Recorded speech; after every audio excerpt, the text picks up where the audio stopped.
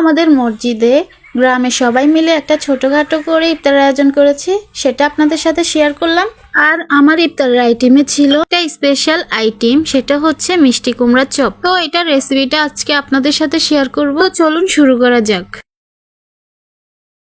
আমি একটা মিষ্টি কুমড়াকে পাতলা করে পিচ করে নিয়েছি।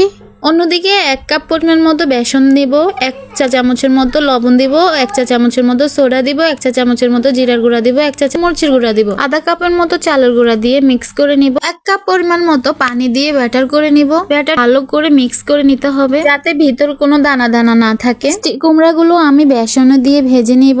মিষ্টি কুমড়াগুলো আমি অল্প আছে বাদামি কালার করে ভেজে নিব।